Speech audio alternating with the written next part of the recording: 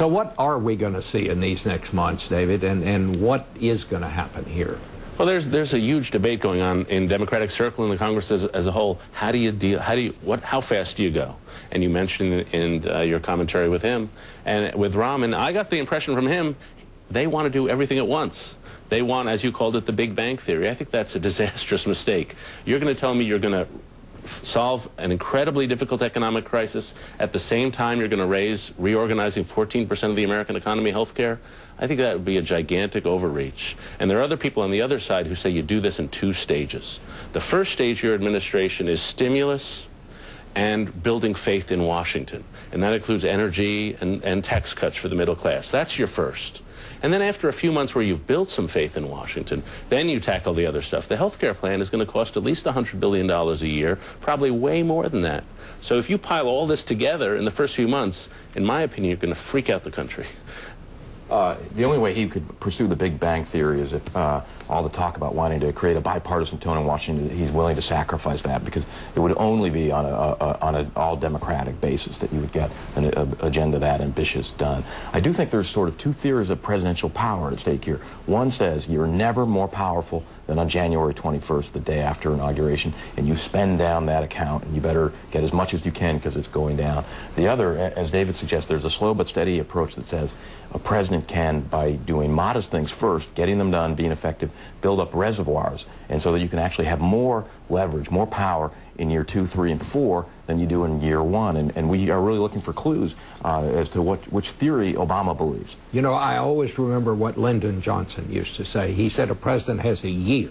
He said whatever a president's going to do, he has to do it in the first year, because he said the second year the Congress starts thinking about itself, starts thinking about getting But Bill Clinton reelected. believed that, and there was a lot of overreach in that first year where they did try to do too much, and his popularity went down and down and down. He was actually had more power after he got his clock cleaned in 1994. Barack Obama at every turn wants to avoid Bill Clinton's experience in the first year. Well, Clinton got off on gays in the military as his first issue. And, even in the transition, he got in trouble. Sort of bogged down in that, and really never recovered, and went on to lose the Congress in 2 years. Obama, I think, will avoid that mistake, but there are only 24 hours in a day. The economic plan is going to be phenomenally complicated. We've thrown $300 billion in stimulus at it this year. We've got a $750 billion bailout. So far, there's little evidence that any of that has worked. Banks are not lending. So you got to solve that problem. That's huge. Then the energy problem. If we could have solved the energy problem easily, we would have done it for 30 years. That's incredibly complicated. And then health care.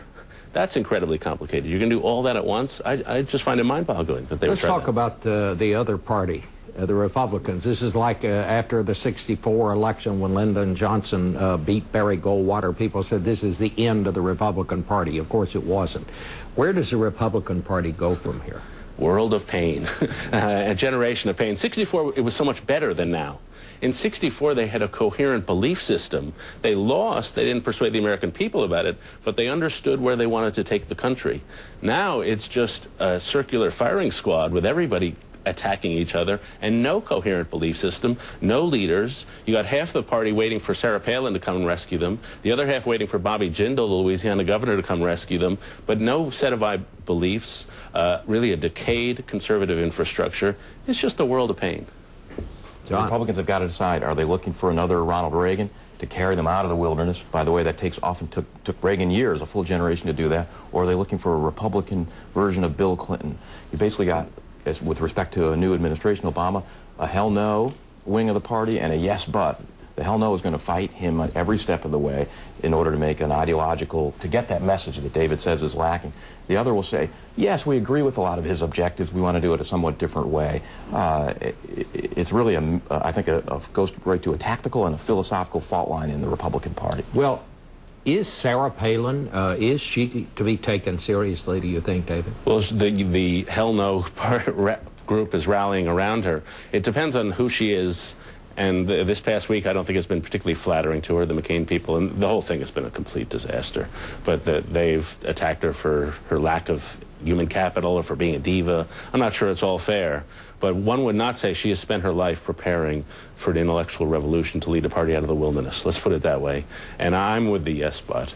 You know, this is where the American people are. And fundamentally, the conservative movement failed, and I've been in it my entire life, because it hasn't addressed the problems of today. The rise of China and Russia, the rise of inequality, energy, healthcare. It's great to worry about Reagan. I loved Reagan, but those days are over. All right. Well, gentlemen,